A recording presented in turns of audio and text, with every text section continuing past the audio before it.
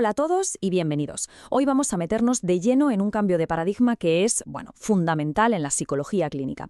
Vamos a explorar cómo ha evolucionado la entrevista, dejando atrás esa vieja idea del clínico como un científico imparcial para descubrir que su propia personalidad, lo que llamamos el self, no es un problema que haya que eliminar, sino que es, de hecho, la herramienta más precisa y potente que tiene.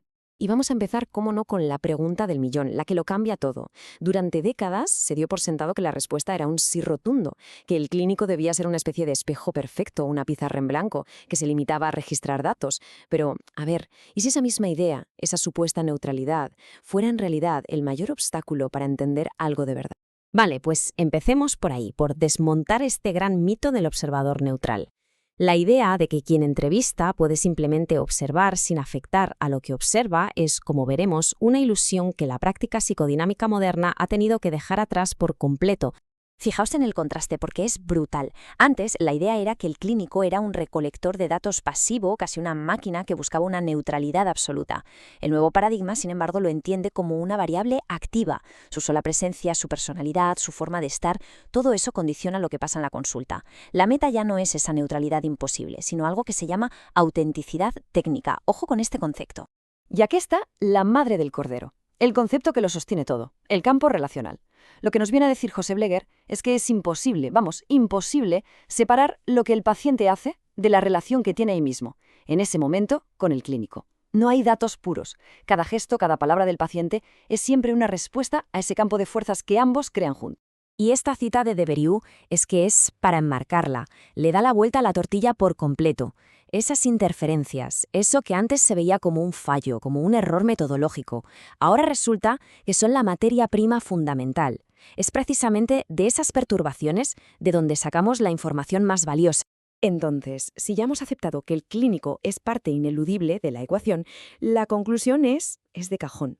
Vamos a ver ahora cómo la autenticidad deja de ser un simple ideal personal para convertirse en un requisito técnico, en una herramienta indispensable para un buen diagnóstico. Aquí el punto clave es este: el peor enemigo, sobre todo del clínico que empieza, y a veces del que ya lleva tiempo, es el narcisismo.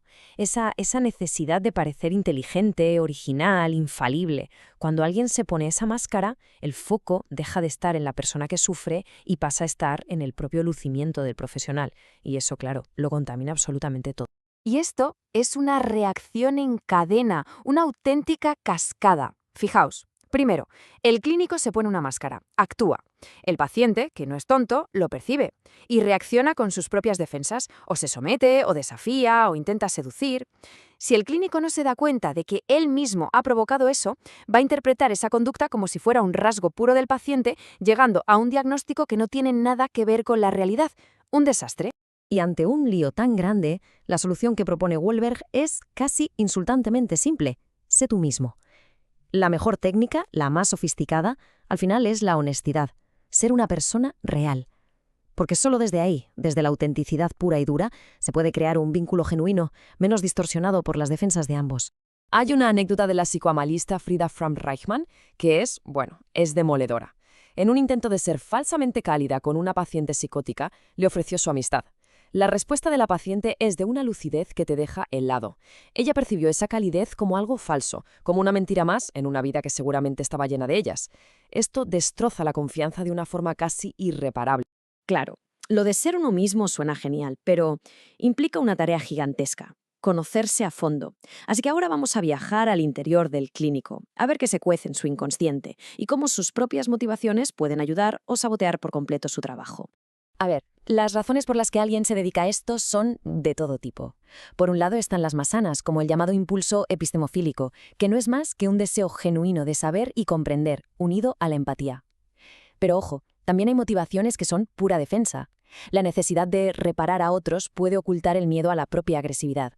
O peor aún, la necesidad de entender la locura ajena puede ser una forma de no ver la propia. Y aquí está la clave del asunto. La idea del análisis personal de un clínico no es convertirse en un ser de luz sin conflictos. Eso no existe. El objetivo real es otro: es desarrollar un yo observador bien fuerte. Esa vocecita interna que se pregunta: un momento, ¿esto que estoy sintiendo ahora, esta rabia, esta pena, es mía o me la está metiendo el paciente? Sin esa capacidad de discriminar es imposible trabajar. Y esto nos lleva de cabeza a uno de los conceptos más fascinantes y a menudo peor entendidos de la clínica, la contratransferencia. Lejos de ser un problema, vamos a ver que es la brújula más precisa que existe para el diagnóstico. Dicho en plata, la contratransferencia es todo lo que el paciente nos hace sentir. Todo. Aburrimiento, fascinación, rabia, ternura, confusión, lo que sea. Durante años se pensó que era un estorbo que había que evitar. Hoy sabemos que es una mina de oro de información. Es como una brújula que nos va indicando por dónde van los tiros de las dinámicas inconscientes del paciente.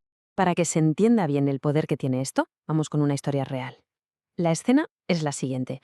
Un paciente que acaba de intentar quitarse la vida. Está en la consulta, pero está bloqueado, mudo. No puede conectar con lo que le ha pasado. La tensión se puede cortar con un cuchillo. Vale, llega a la primera clínica. Y su reacción interna, su contratransferencia, es de juicio. Piensa que lo que ha hecho el paciente es una cobardía. Y aunque no lo diga con palabras, su actitud lo transmite. El resultado, el paciente se cierra en banda.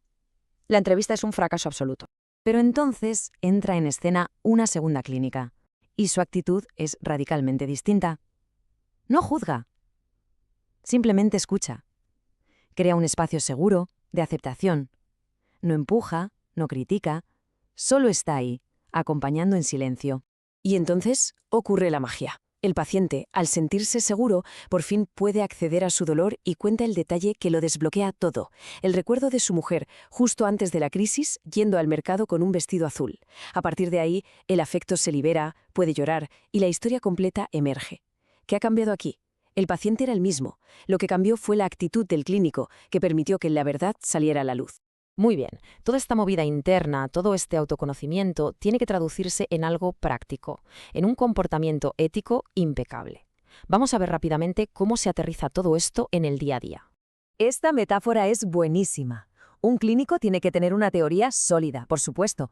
Pero la teoría es como el fórceps de un cirujano. Tiene que estar ahí, a mano, pero no puedes estar operando con él en la mano todo el rato.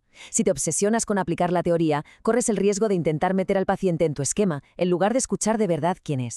Y esto se ve en cosas muy concretas. Por ejemplo, jamás se engaña a un paciente para sacarle información. Siempre, siempre se pide consentimiento informado. Se adapta el lenguaje. No es lo mismo hablar con una persona que con otra. Hay que ser sensible a normas culturales, como el uso del tuteo, y entender que la entrevista inicial debe ser siempre cara a cara, para no forzar una regresión que la persona quizá no pueda manejar. Y con esto llegamos al corazón de todo el asunto, a la idea principal. El objetivo no es, ni puede ser, eliminar la subjetividad. Eso es una fantasía. La verdadera objetividad, la más rigurosa, se alcanza precisamente cuando el clínico conoce su propia subjetividad, la vigila y la utiliza conscientemente como su instrumento de comprensión más afinado. Así que terminamos con esta reflexión. Si la herramienta de trabajo más importante de un clínico es su propia persona, su capacidad para sentir y pensar sobre lo que siente, entonces el trabajo más crucial que puede hacer es el de conocerse a sí mismo. Y la pregunta final es inevitable, ¿no? ¿Qué clase de daño puede causar un instrumento que no conoce su propia forma, sus propios límites y sus propios puntos ciegos?